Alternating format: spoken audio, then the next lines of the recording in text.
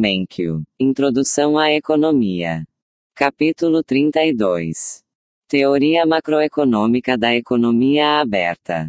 Nas duas últimas décadas, os Estados Unidos importarão persistentemente mais bens e serviços do que exportarão. Ou seja, as exportações líquidas dos Estados Unidos têm sido negativas. Embora os economistas debatam se esses déficits são um problema para a economia dos Estados Unidos, a comunidade empresarial da nação tem uma opinião sólida a respeito.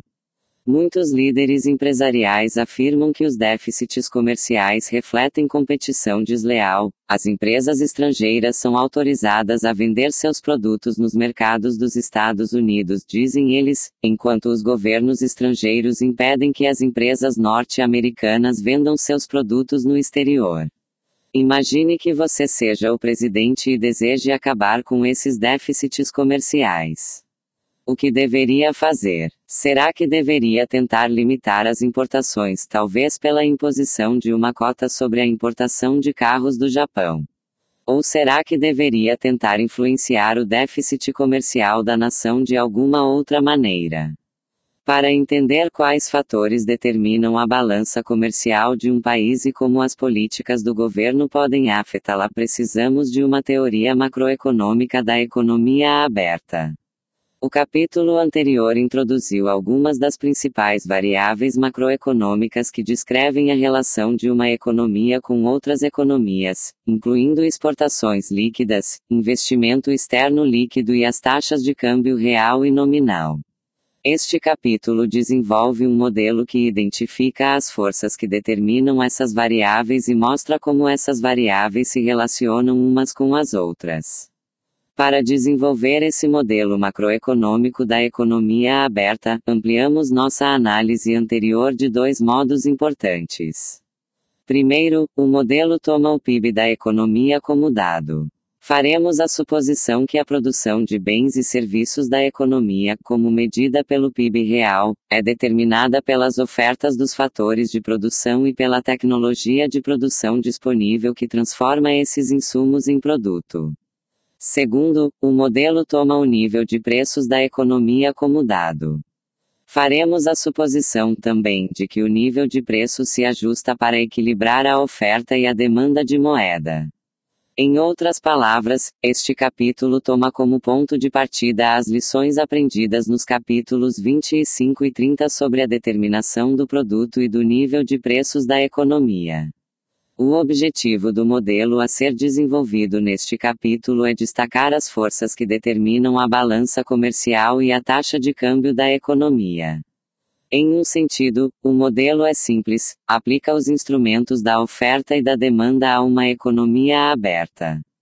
Porém, o modelo é mais complicado do que os outros que já vimos porque envolve observar simultaneamente dois mercados relacionados: o mercado de fundos de empréstimos e o mercado de câmbio de moeda estrangeira. Depois que tivermos desenvolvido esse modelo da economia aberta, vamos utilizá-lo para examinar como vários eventos e políticas afetam a balança comercial e a taxa de câmbio da economia. Então, estaremos aptos a determinar as políticas do governo que são mais apropriadas para reverter os déficits comerciais que a economia dos Estados Unidos tem apresentado nas duas últimas décadas. Oferta e demanda de fundos para empréstimos e de câmbio. Para entender as forças que operam em uma economia aberta, devemos nos concentrar na oferta e demanda em dois mercados. O primeiro é o mercado de fundos de empréstimos, que coordena a poupança da economia, o investimento e o fluxo de fundos de empréstimos do exterior, chamado de investimento externo líquido. O segundo é o mercado de câmbio de moeda estrangeira, que coordena as pessoas que querem trocar a moeda interna pela moeda de outros países. Nesta sessão discutiremos a oferta e a demanda em cada um desses mercados. Na próxima sessão, vamos juntar esses dois mercados para explicar o equilíbrio geral para uma economia aberta. O mercado de fundos de empréstimos. Quando analisamos pela primeira vez o papel do sistema financeiro, no capítulo 26, adotamos a hipótese simplificadora de que o sistema financeiro consiste de apenas um mercado chamado mercado de fundos de empréstimos. Todos os poupadores vão a esse mercado para depositar sua poupança e todos os tomadores de empréstimos vão a esse mercado para obter seus empréstimos. Nesse mercado, há apenas uma taxa de juros que é tanto o retorno da poupança quanto o custo dos empréstimos. Para entender o mercado de fundos de empréstimos em uma economia aberta, o ponto de partida é a identidade discutida no capítulo anterior, S igual a I mais IEL. Poupança igual a investimento interno mais investimento externo líquido. Sempre que uma nação poupa $1 de sua renda, pode usar esse dólar para financiar a compra de capital interno ou para financiar a compra de um ativo estrangeiro. Os dois lados da identidade representam os dois lados do mercado de fundos de empréstimos. A oferta de fundos de empréstimos vem da poupança nacional, S. A demanda por fundos de empréstimos vem do investimento interno, I, e do investimento externo líquido, IEL. Observe que a compra de um ativo de capital se acrescenta à demanda por fundos de empréstimos, independentemente de o ativo estar localizado no país ou no exterior. Como o investimento externo líquido pode ser tanto positivo quanto negativo, ele pode tanto ser somado quanto subtraído da demanda por fundos para empréstimos que decorre do investimento interno. Como aprendemos em nossa discussão anterior do mercado de fundos de empréstimos, a quantidade ofertada de fundos para empréstimos e a quantidade demandada de fundos para empréstimos dependem da taxa de juros real. Uma taxa de juros real mais elevada incentiva as pessoas a poupar e, portanto, aumenta a quantidade ofertada de fundos para empréstimos. Uma taxa de juros mais elevada também torna os empréstimos para financiamento de projetos de investimento mais dispendiosos. Com isso, desencoraja o investimento e reduz a quantidade demandada de fundos de empréstimos. Além de influenciar a poupança nacional e o investimento interno, a taxa de juros real de um país afeta o investimento externo líquido desse país. Para ver por que, considere dois fundos mútuos, um nos Estados Unidos e outro na Alemanha, decidindo entre a compra de um título do governo norte-americano e um título do governo alemão. Os fundos mútuos tomariam essa decisão, em parte comparando as taxas de juros reais nos Estados Unidos e na Alemanha. Quando a taxa de juros real dos Estados Unidos sobe, o título dos Estados Unidos torna-se mais atraente para ambos os fundos mútuos. Portanto, um aumento na taxa de juros real dos Estados Unidos desestimula os norte-americanos a comprar ativos estrangeiros e estimula os estrangeiros a comprar ativos dos Estados Unidos. Por essas duas razões, esses dois motivos, uma taxa de juros real elevada nos Estados Unidos reduz o investimento externo líquido desse país. Na figura 1 representamos o mercado de fundos de empréstimos por meio do já familiar diagrama de oferta e demanda. Como em nossa análise anterior do sistema financeiro, a curva de oferta tem inclinação positiva porque uma taxa de juros maior aumenta a quantidade ofertada de fundos para empréstimos e a curva de demanda tem inclinação negativa porque uma taxa de juros maior reduz a quantidade demandada de fundos para empréstimos.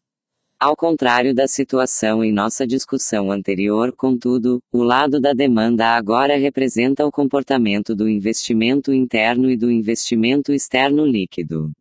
Ou seja, em uma economia aberta, a demanda por fundos para empréstimos vem não só daqueles que querem fundos para empréstimos para comprar bens de capital internos, mas também daqueles que os desejam para comprar ativos estrangeiros. Figura 1. O mercado de fundos de empréstimos. A taxa de juros, tanto em uma economia aberta quanto em uma economia fechada, é determinada pela oferta e demanda de fundos para empréstimos. A poupança nacional é a fonte de oferta de fundos para empréstimos.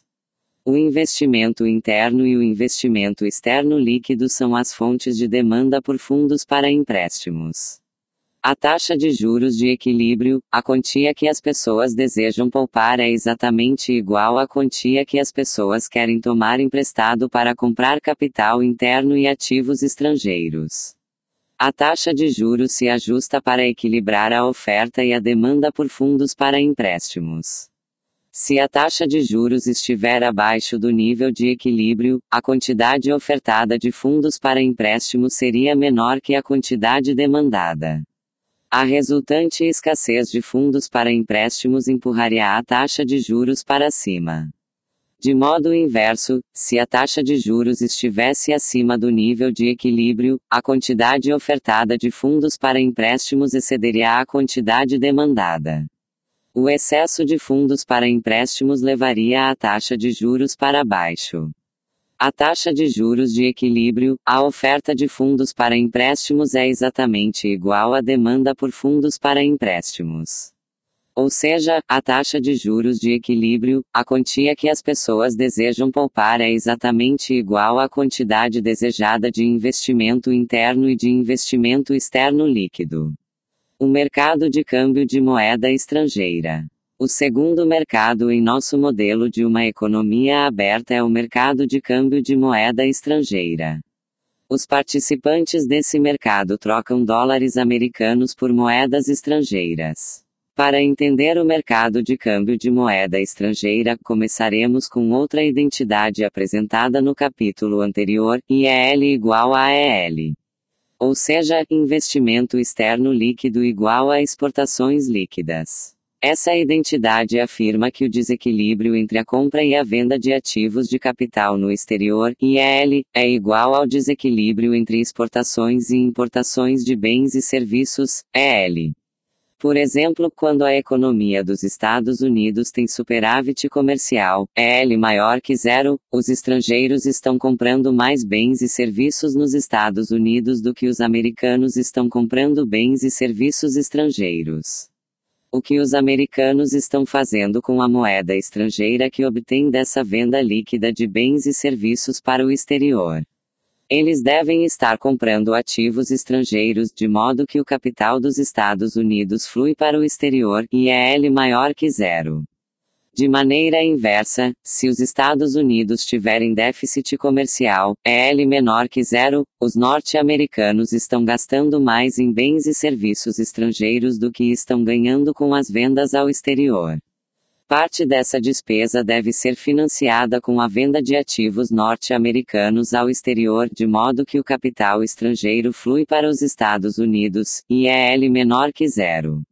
Nosso modelo da economia aberta trata os dois lados dessa identidade como representantes dos dois lados do mercado de câmbio. O investimento externo líquido representa a quantidade de dólares ofertada para comprar ativos estrangeiros. Por exemplo, quando um fundo mútuo dos Estados Unidos deseja comprar um título do governo japonês, precisa trocar dólares por ienes de modo que ele oferece dólares no mercado de câmbio. As exportações líquidas representam a quantidade demandada de dólares com a finalidade de comprar exportações líquidas de bens e serviços dos Estados Unidos. Por exemplo, quando uma empresa aérea japonesa deseja comprar um avião fabricado pela Boeing, precisa trocar seus ienes por dólares de modo que demanda dólares no mercado de câmbio. Qual o preço que equilibra a oferta e a demanda no mercado de câmbio? A resposta é a taxa de câmbio real. Como vimos no capítulo anterior, a taxa de câmbio real é o preço relativo dos bens internos e dos bens estrangeiros e, portanto, é um determinante-chave das exportações líquidas. Quando a taxa de câmbio real se aprecia, os bens americanos ficam mais caros em relação aos estrangeiros, o que torna os bens norte-americanos menos atraentes tanto para os consumidores internos quanto para os consumidores externos. Como resultado, as exportações dos Estados Unidos diminuem e as importações dos Estados Unidos aumentam.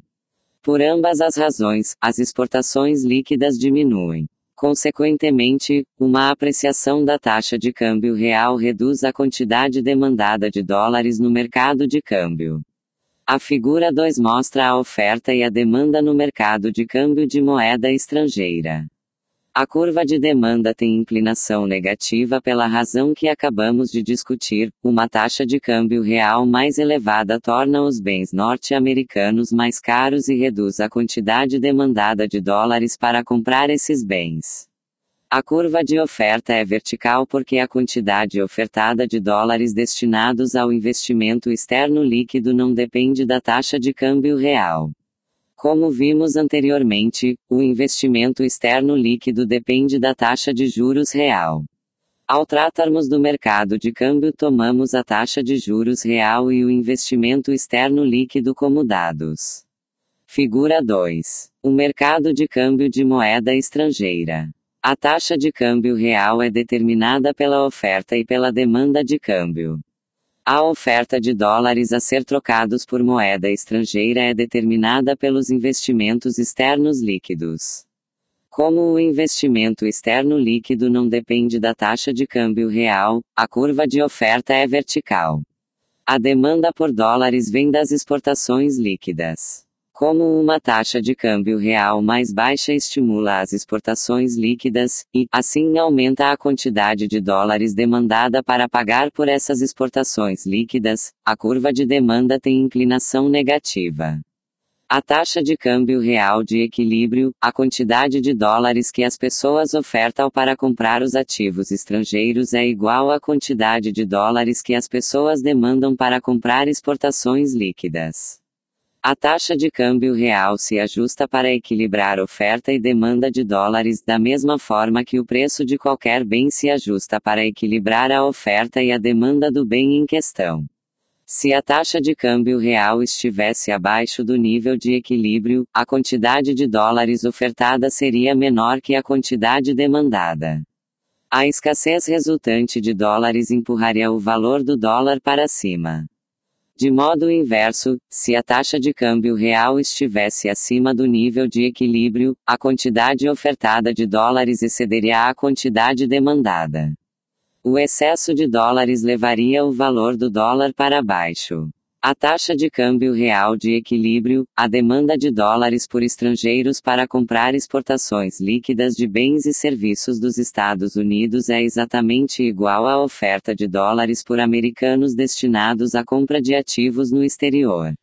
Nesse ponto, vale observar que a divisão das transações entre oferta e demanda, nesse modelo é um tanto quanto artificial. Em nosso modelo, as exportações líquidas são a fonte da demanda por dólares e o investimento externo líquido é a fonte da oferta.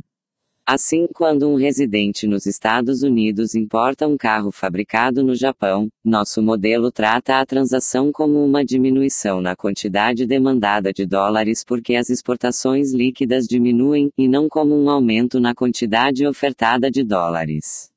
De forma similar, quando um cidadão japonês compra um título do governo dos Estados Unidos, nosso modelo trata a transação como uma diminuição na quantidade ofertada de dólares porque o investimento externo líquido diminui, e não como um aumento na quantidade demandada de dólares.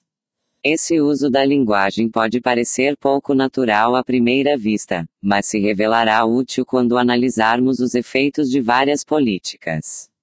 Saiba mais sobre paridade de poder de compra como um caso especial. Um leitor atento deste livro poderia perguntar por que estamos desenvolvendo uma teoria da taxa de câmbio aqui. Não acabamos de fazer isso no capítulo anterior. Como você talvez se recorde, o capítulo anterior desenvolveu uma teoria da taxa de câmbio chamada de paridade do poder de compra. Essa teoria afirma que um dólar, ou qualquer outra moeda, deve comprar a mesma quantidade de bens e serviços em todos os países.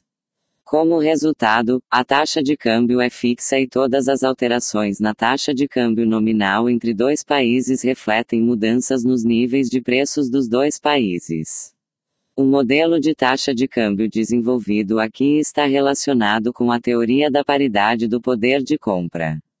De acordo com a teoria da paridade do poder de compra, o comércio internacional reage rapidamente às diferenças internacionais de preços.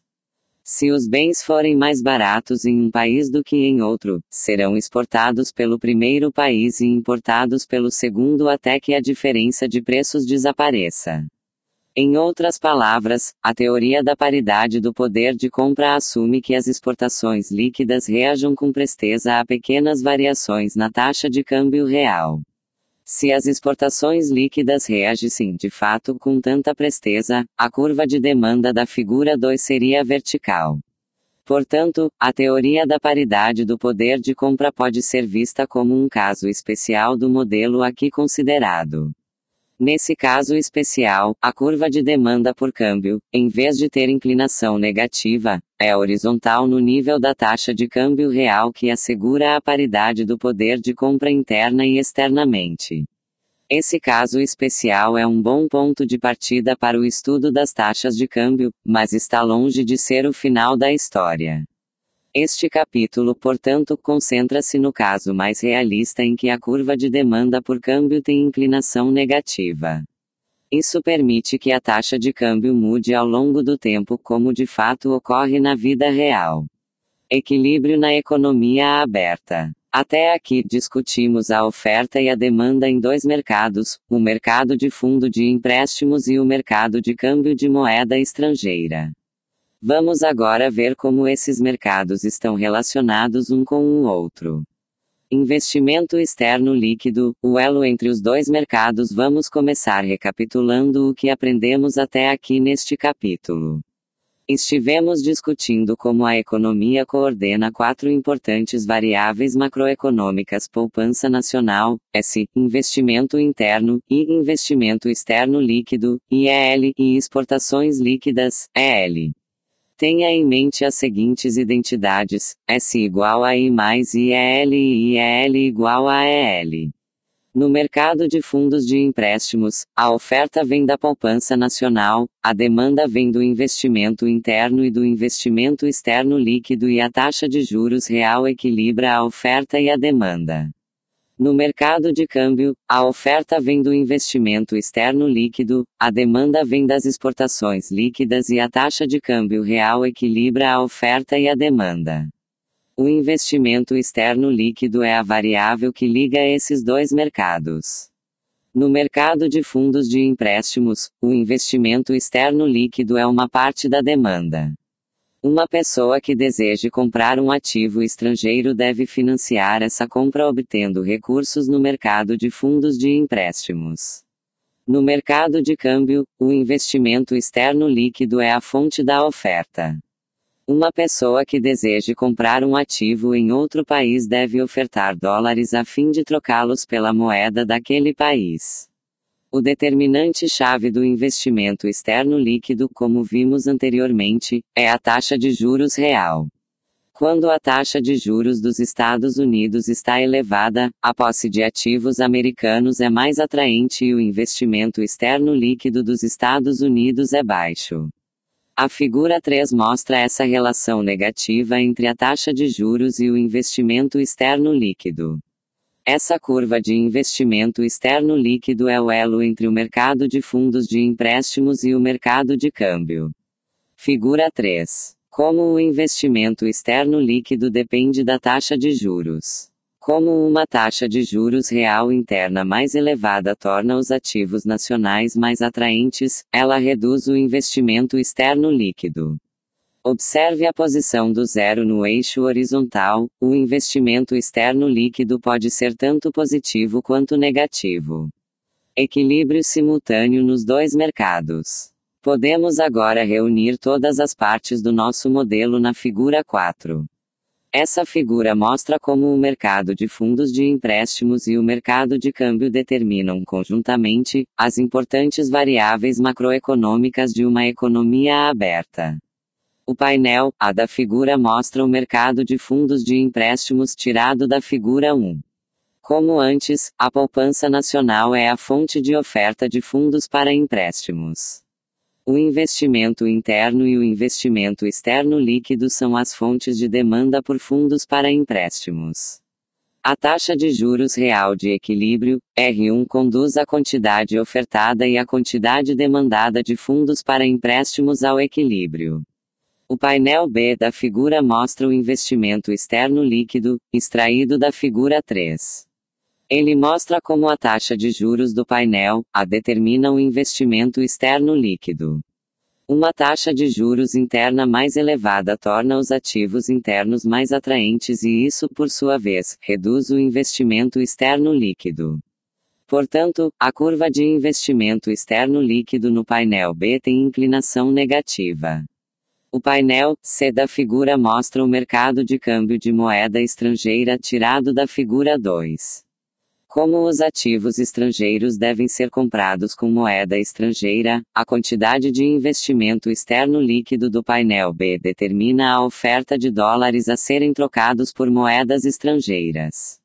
A taxa de câmbio real não afeta o investimento externo líquido, de modo que a curva de oferta é vertical. A demanda por dólares vem das exportações líquidas. Como a depreciação da taxa de câmbio real aumenta as exportações líquidas, a curva de demanda por moeda estrangeira tem inclinação negativa. A taxa de câmbio real de equilíbrio conduz ao equilíbrio a quantidade ofertada e a quantidade demandada de dólares no mercado de câmbio. Os dois mercados representados na figura 4 determinam dois preços relativos à taxa de juros real e à taxa de câmbio real. A taxa de juros real determinada no painel A é o preço dos bens e serviços no presente em relação ao preço dos bens e serviços no futuro. A taxa de câmbio real determinada no painel C é o preço dos bens e serviços internos em relação aos preços dos bens e serviços estrangeiros. Esses dois preços relativos ajustam-se simultaneamente para equilibrar a oferta e a demanda nesses dois mercados. Quando o fazem, eles determinam a poupança nacional, o investimento interno, o investimento externo líquido e as exportações líquidas. Em breve usaremos esse modelo para ver como todas essas variáveis se alteram quando alguma política ou algum acontecimento faz com que uma dessas curvas se desloque. Figura 4. Equilíbrio real em uma economia. Aberta no painel A, a oferta e a demanda por fundos para empréstimos determinam a taxa de juros real. No painel B, a taxa de juros determina o investimento externo líquido que provê a oferta de dólares no mercado de câmbio. No painel C, a oferta e a demanda de dólares no mercado de câmbio determinam a taxa de câmbio real. Como políticas e eventos afetam uma economia aberta. Tendo desenvolvido um modelo para explicar como variáveis macroeconômicas-chave são determinadas em uma economia aberta, podemos agora usá-lo para analisar como mudanças de política econômica e outros eventos alteram o equilíbrio da economia. Enquanto avançamos, tenha em mente que nosso modelo é apenas oferta e demanda em dois mercados, o mercado de fundos de empréstimos e o mercado de câmbio. Quando usamos o modelo para analisar qualquer evento, podemos aplicar os 3 passos delineados no capítulo 4. Primeiro, determinamos quais das curvas, a de oferta ou a de demanda, o evento afeta. Segundo, determinamos em que direção as curvas se deslocam. Terceiro, usamos os gráficos de oferta e demanda para examinar como esses deslocamentos alteram o equilíbrio da economia. Déficits orçamentários do governo. Quando discutimos pela primeira vez a oferta e a demanda por fundos para empréstimos, examinamos os efeitos dos déficits orçamentários do governo que ocorrem quando a despesa do governo excede sua receita. Como o déficit orçamentário do governo representa uma poupança pública negativa, ele reduz a poupança nacional, a soma da poupança pública e privada. Portanto, um déficit orçamentário do governo reduz a oferta de fundos para empréstimos, aumenta a taxa de juros e desloca o investimento. Agora vamos considerar os efeitos de um déficit orçamentário em uma economia aberta. Primeiro, qual das curvas em nosso modelo se desloca? Assim como numa economia fechada, o impacto inicial do déficit orçamentário se dá sobre a poupança nacional e, portanto, sobre a curva de oferta de fundos para empréstimos. Segundo, em que direção se desloca essa curva de oferta? Novamente, como numa economia fechada, um déficit orçamentário representa poupança pública negativa, de modo que ele reduz a poupança nacional e desloca a curva de oferta de fundos para empréstimos para a esquerda. Isso é representado pelo deslocamento de O1 para O2 no painel, A da figura 5. O terceiro e último passo é comparar o novo equilíbrio com o antigo. O painel A mostra o impacto de um déficit orçamentário dos Estados Unidos sobre o mercado norte-americano de fundos de empréstimos. Com menos recursos disponíveis para os tomadores nos mercados financeiros norte-americanos, a taxa de juros se eleva de R1 para R2 a fim de equilibrar oferta e demanda. Em face de uma taxa de juros mais elevada, os tomadores de empréstimos no mercado de fundos de empréstimos optam por tomar menos empréstimos. Essa mudança é representada na figura pelo movimento do ponto A para o ponto B ao longo da curva de demanda por fundos para empréstimos. Mais especificamente, famílias e empresas reduzem suas compras de bens de capital. Como em uma economia fechada, os déficits orçamentários deslocam o investimento interno. Figura 5. Os efeitos de um déficit orçamentário do governo. Quando o governo apresenta déficit orçamentário, a oferta de fundos para empréstimos se reduz de O1 para O2 no painel A. A taxa de juros aumenta de R1 para R2 para equilibrar a oferta e a demanda por fundos para empréstimos. No painel B, a taxa de juros mais elevada reduz o investimento externo líquido. A redução no investimento externo líquido, por sua vez, reduz a oferta de dólares no mercado de câmbio de O1 para O2 no painel C. Essa queda na oferta de dólares provoca uma apreciação da taxa de câmbio real de E1 para E2. A apreciação da taxa de câmbio empurra a balança comercial em direção ao déficit. Em uma economia aberta, contudo, a redução na oferta de fundos para empréstimos tem efeitos adicionais. O painel B mostra que o aumento na taxa de juros de R1 para R2 reduz o investimento externo líquido. Essa queda no investimento externo líquido é também parte da diminuição na quantidade demandada de fundos para empréstimos que se observa no movimento do ponto A para o ponto B do painel A. Como a poupança mantida internamente agora obtém taxas de retorno mais elevadas, o investimento no exterior passa a ser menos atraente e os residentes internos compram menos ativos estrangeiros. Taxas de juros mais elevadas também atraem investidores estrangeiros que desejam obter retornos mais elevados oferecidos pelos ativos americanos. Portanto, quando um déficit orçamentário eleva as taxas de juros, o comportamento tanto dos investidores residentes quanto dos investidores estrangeiros faz com que o investimento externo líquido dos Estados Unidos diminua. O painel C mostra como os déficits orçamentários afetam o mercado de câmbio. Como o investimento externo líquido se reduz, as pessoas precisam de menos moeda estrangeira para comprar ativos estrangeiros, e isso induz um deslocamento da curva de oferta de dólares para a esquerda de O1 para O2. A redução na oferta de dólares causa uma apreciação na taxa de câmbio real de E1 para E2. Ou seja, o dólar se valoriza quando comparado às moedas estrangeiras. Essa apreciação, por sua vez, torna os bens norte-americanos mais caros quando comparados aos bens estrangeiros. Como as pessoas tanto interna quanto externamente passam a comprar menos dos caros produtos americanos, as exportações dos Estados Unidos diminuem e as importações dos Estados Unidos aumentam. Por ambas as razões, as exportações líquidas dos Estados Unidos diminuem. Portanto, em uma economia aberta, os déficits orçamentários governamentais elevam as taxas de juros, deslocam o investimento interno, causam apreciação do dólar e empurram a balança comercial em direção ao déficit. Um exemplo importante dessa lição ocorreu nos Estados Unidos na década de 1980. Pouco depois da eleição de Ronald Reagan para a presidência, em 1980, a política fiscal do governo federal norte-americano mudou drasticamente.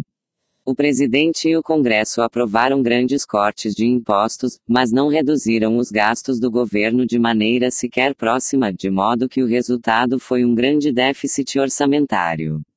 Nosso modelo da economia aberta prevê que tal política leve a um déficit comercial, o que de fato ocorreu, como vimos em um estudo de caso do capítulo anterior. O déficit orçamentário e o déficit comercial durante esse período estavam tão estreitamente relacionados tanto na teoria quanto na prática que receberam o apelido de déficits gêmeos. Não devemos, contudo, enxergar esses gêmeos como sendo idênticos porque há muitos fatores além da política fiscal que podem influenciar o déficit comercial. Política comercial. Uma política comercial é uma política do governo que influencia diretamente a quantidade de bens e serviços que um país importa ou exporta.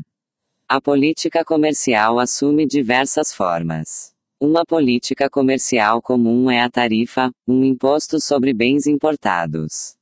Outra é a cota de importação, um limite sobre a quantidade de um bem que pode ser produzido no exterior e vendido internamente. As políticas comerciais são comuns em todo o mundo, embora às vezes estejam disfarçadas. Por exemplo, o governo norte-americano algumas vezes pressiona os fabricantes de automóveis do Japão para que reduzam o número de carros vendidos aos Estados Unidos.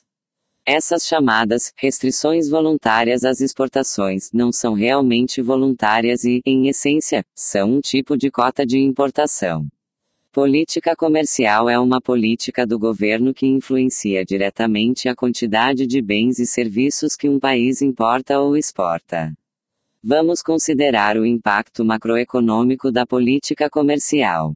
Suponha que os fabricantes de carros dos Estados Unidos, preocupados com a competição dos fabricantes japoneses, convençam o governo norte-americano a impor uma cota sobre o número de carros que podem ser importados do Japão.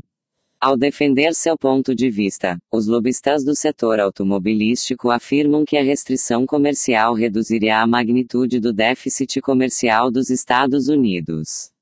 Estarão eles certos? Nosso modelo, ilustrado na figura 6, oferece uma resposta. O primeiro passo para analisar a política comercial é determinar qual a curva que se desloca. O impacto inicial da restrição à importação se dá, naturalmente, sobre as importações. Como as exportações líquidas são iguais às exportações menos as importações, a política também afeta as exportações líquidas.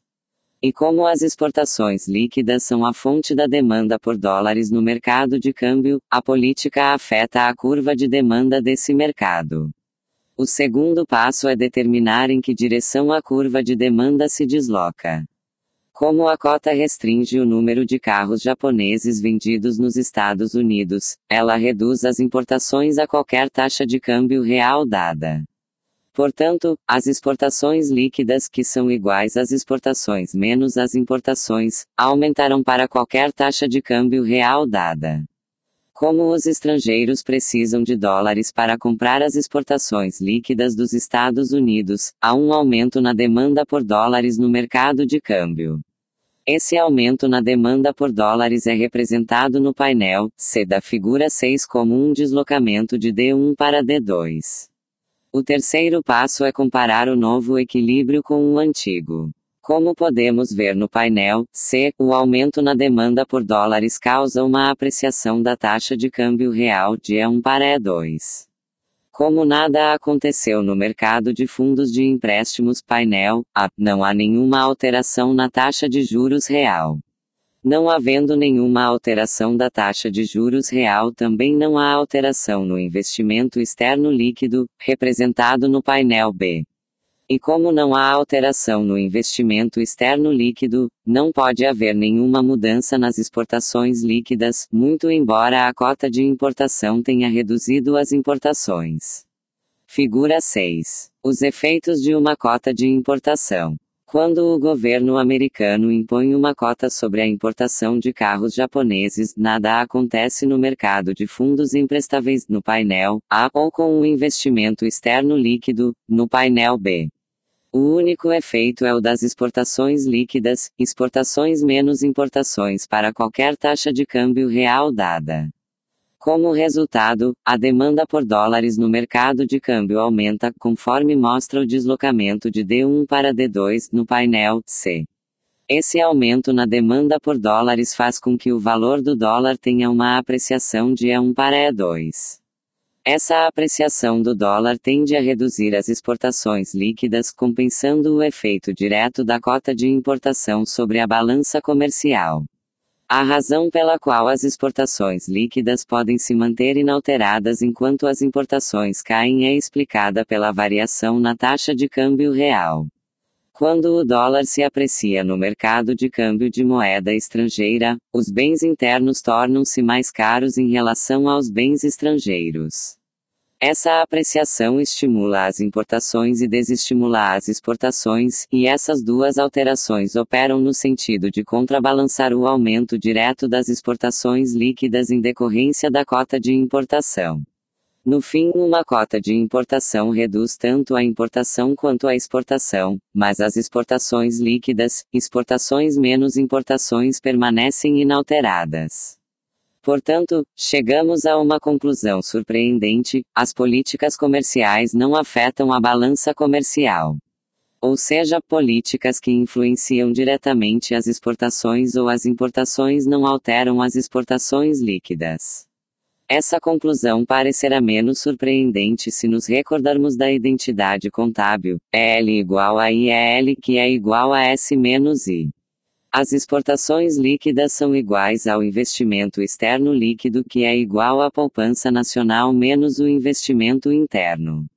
As políticas comerciais não afetam a balança comercial porque não alteram a poupança nacional ou o investimento interno. Para quaisquer níveis dados de poupança nacional e investimento interno, a taxa de câmbio real se ajusta para manter o mesmo equilíbrio comercial, independentemente das políticas comerciais que o governo adote.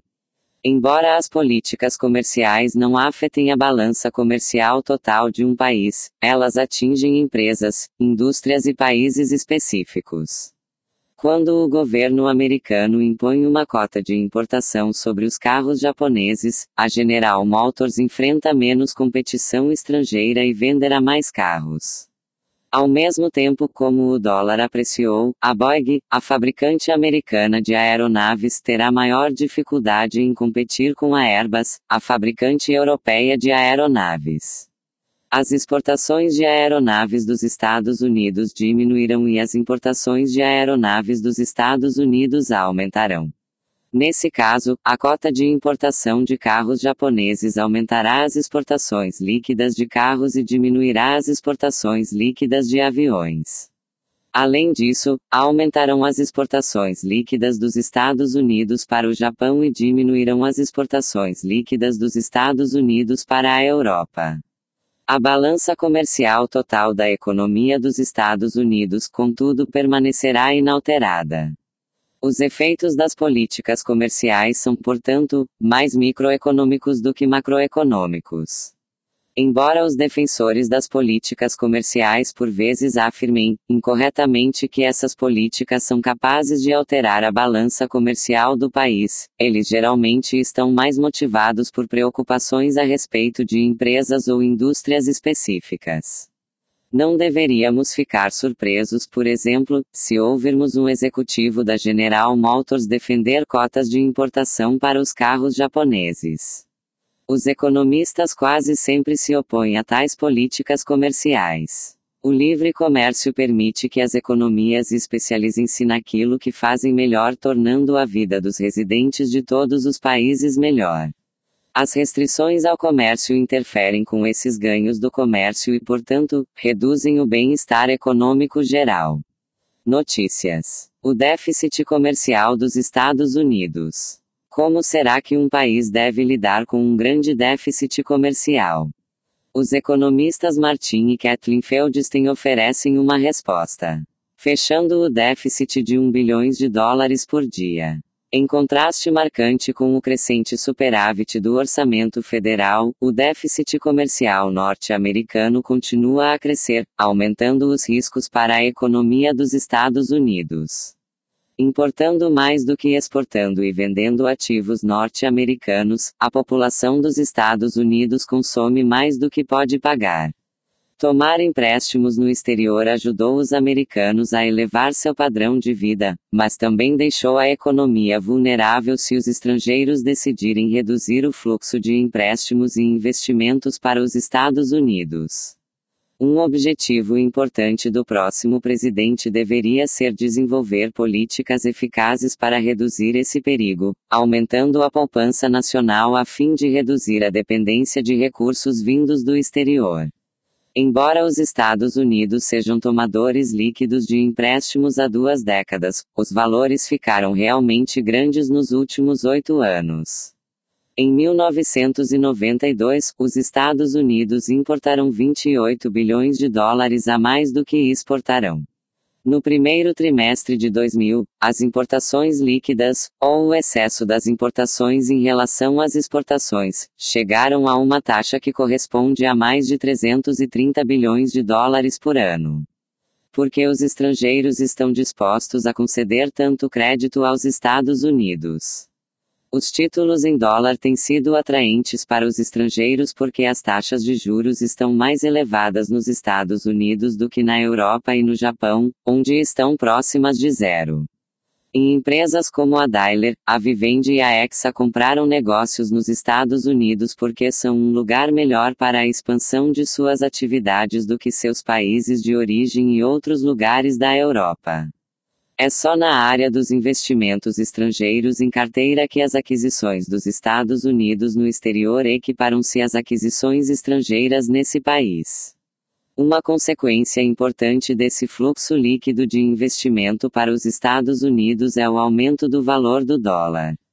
Desde 1992, o valor do dólar subiu quase 14% em relação a um índice amplo de outras moedas e ajustado para diferenças de inflação entre os países.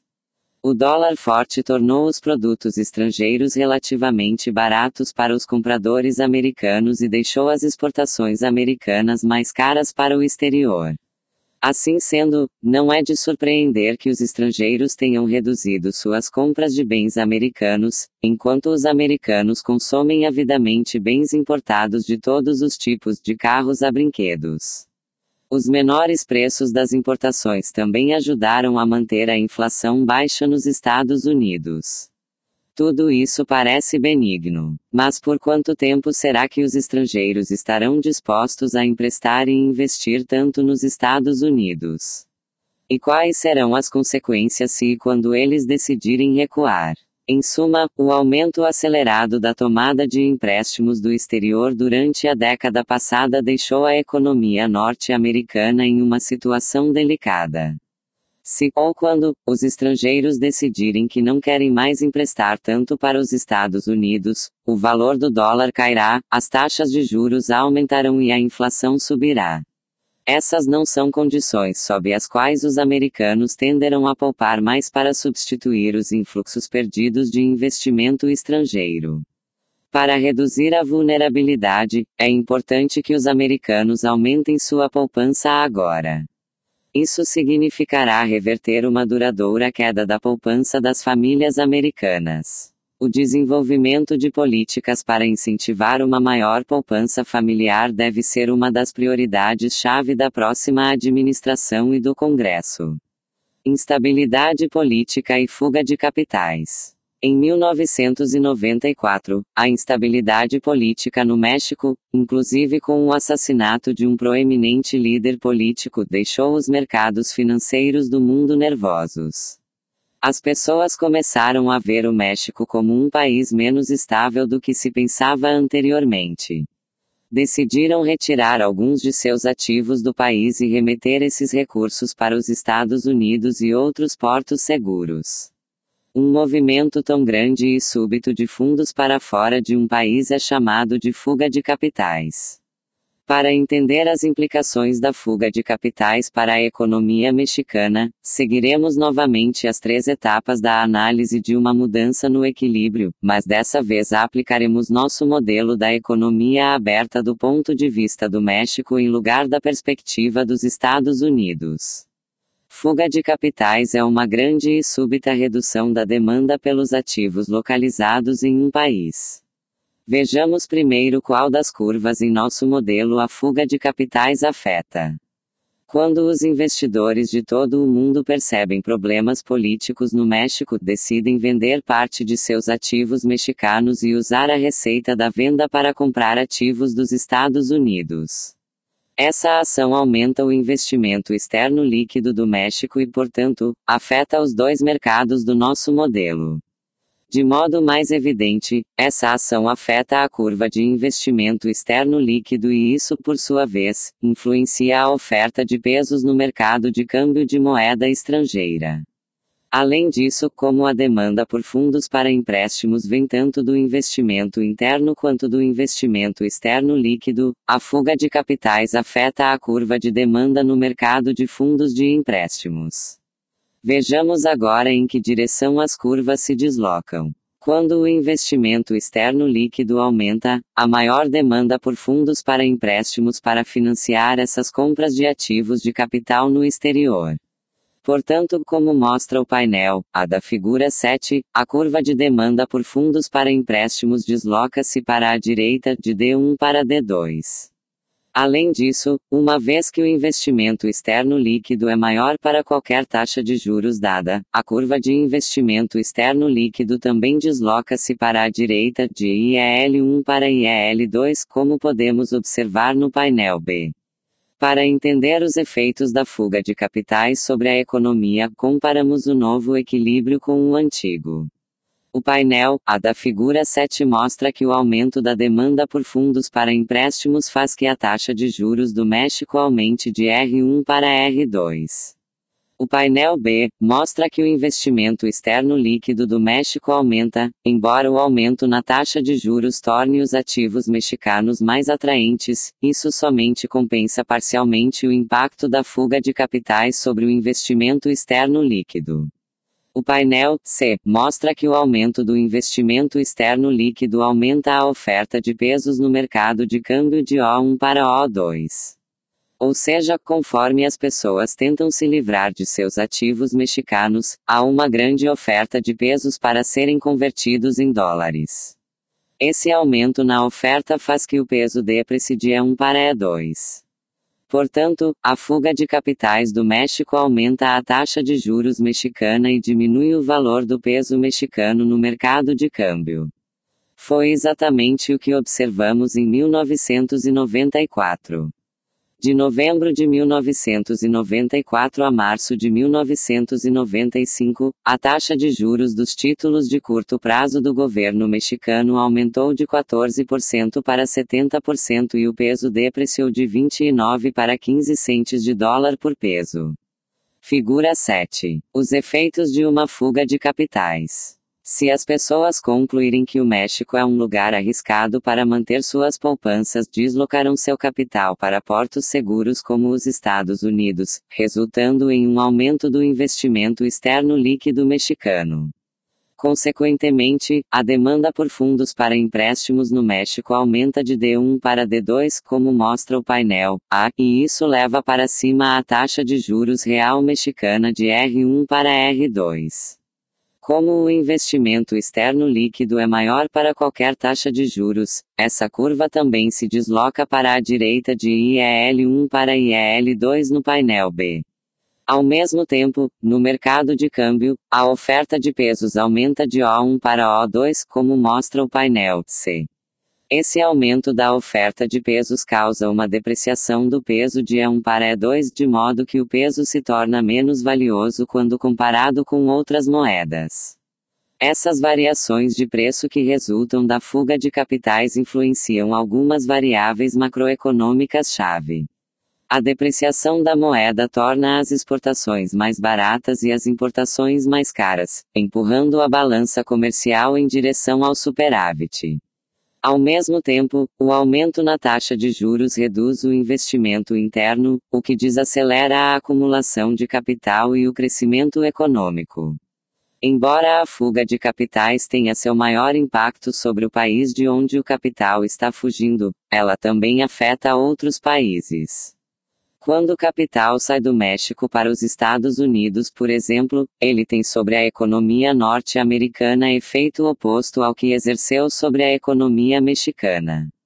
Mais especificamente, o aumento do investimento externo líquido mexicano coincide com uma queda do investimento externo líquido norte-americano. À medida que o peso se deprecia e as taxas de juros mexicanas sobem, o dólar se aprecia e as taxas de juros norte-americanas caem. A magnitude desse impacto sobre a economia dos Estados Unidos é contudo pequena porque a economia desse país é muito grande se comparada à do México. Os eventos que descrevemos poderiam ocorrer em qualquer economia do mundo e de fato eles ocorrem de tempos em tempos. Em 1997, o mundo descobriu que os sistemas bancários de diversas economias asiáticas, inclusive da Tailândia, Coreia do Sul e Indonésia, estavam perto da bancarrota, e essa notícia induziu fugas de capital dessas nações. Em 1998, o governo russo deixou de pagar sua dívida, induzindo os investidores internacionais a pegar todo o dinheiro que podiam e promover uma fuga de capitais. Um conjunto de acontecimentos semelhantes, mas mais complicados, se verificou na Argentina em 2002.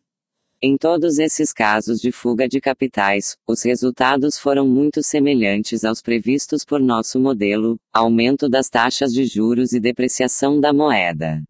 Será que a fuga de capitais pode acontecer nos Estados Unidos? Embora a economia norte-americana seja há muito considerada uma economia segura para investir, acontecimentos políticos nesse país por vezes induzirão a pequenas fugas de capitais. Por exemplo, a edição de 22 de setembro de 1995 do New York Times informou que no dia anterior o presidente da Câmara dos Deputados, Newt Gingrich, ameaçara levar os Estados Unidos à inadimplência em relação à sua dívida pela primeira vez na história do país para forçar o governo Clinton a equilibrar o orçamento de acordo com as condições desejadas pelos republicanos.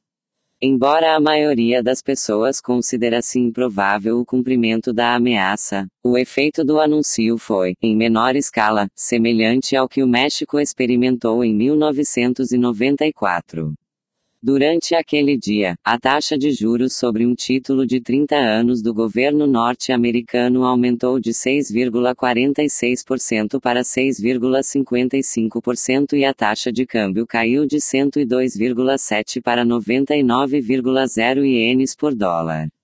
Portanto, até a estável economia norte-americana é potencialmente suscetível aos efeitos de uma fuga de capitais. Conclusão: a economia internacional é um tópico de importância crescente. Cada vez mais cidadãos norte-americanos compram bens produzidos no exterior e produzem bens para serem vendidos no exterior. Por meio dos fundos mútuos e de outras instituições financeiras tomam e concedem empréstimos nos mercados financeiros do mundo todo. Consequentemente, uma análise completa da economia dos Estados Unidos exige o entendimento de como a economia norte-americana interage com outras economias do mundo. Esse capítulo ofereceu um modelo básico para pensar na macroeconomia das economias abertas. Embora o estudo da macroeconomia internacional seja valioso, devemos ser cuidadosos para não exagerar sua importância. Os formuladores de políticas e os analistas políticos frequentemente se apressam a culpar os estrangeiros por problemas enfrentados pela economia norte-americana.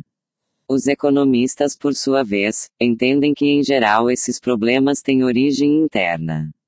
Por exemplo, os políticos muitas vezes dizem que a competição estrangeira é uma ameaça aos padrões de vida norte-americanos. Já os economistas tendem a lamentar o baixo nível de poupança interna. Uma baixa poupança impede o crescimento do capital, da produtividade e dos padrões de vida, independentemente de a economia ser aberta ou fechada. Os estrangeiros são um alvo conveniente para nossos políticos porque culpá-los é um bom jeito de se eximir de responsabilidades sem ofender quaisquer eleitores do país. Portanto, sempre que ouvir discussões populares sobre o comércio e as finanças internacionais, é especialmente importante tentar separar o mito da realidade. As ferramentas apresentadas nos 2 últimos capítulos devem ser úteis para isso. Resumo. Para analisar a macroeconomia das economias abertas, 2 mercados são centrais: o mercado de fundos de empréstimos e o mercado de câmbio de moeda estrangeira. No mercado de fundos de empréstimos, a taxa de juros real se ajusta para equilibrar a oferta de fundos para empréstimos provenientes da poupança nacional, e a demanda por fundos para empréstimos provenientes do investimento interno e do investimento externo líquido. No mercado de câmbio, a taxa de câmbio real se ajusta para equilibrar a oferta de dólares proveniente do investimento externo líquido, e a demanda por dólares proveniente das exportações líquidas. Como o investimento externo líquido é parte da demanda por fundos para empréstimos e provê a oferta de dólares para o câmbio, ele é a variável que liga esses 2 mercados. Uma política que reduza a poupança nacional como um déficit orçamentário do governo, reduz a oferta de fundos para empréstimos e eleva a taxa de juros. Uma taxa de juros mais elevada reduz o investimento externo líquido, o que reduz a oferta de dólares no mercado de câmbio. O dólar se aprecia e as exportações líquidas caem. Embora as políticas comerciais restritivas, como as tarifas ou as cotas de importação, sejam por vezes defendidas como meio de alterar o equilíbrio comercial, elas não têm, necessariamente, esse efeito. Uma restrição ao comércio aumenta as exportações líquidas para uma taxa de câmbio dada e, assim, aumenta a demanda por dólares no mercado de câmbio. Como resultado, o dólar se aprecia, tornando os bens produzidos internamente mais caros em relação a bens estrangeiros. Essa apreciação contrabalança o impacto inicial da restrição ao comércio sobre as exportações líquidas. Quando os investidores mudam suas atitudes em relação à posse de ativos de um país, os efeitos para a economia do país podem ser profundos. Mais especificamente, a instabilidade política pode induzir a fuga de capitais, que tende a aumentar as taxas de juros e provocar a depreciação da moeda.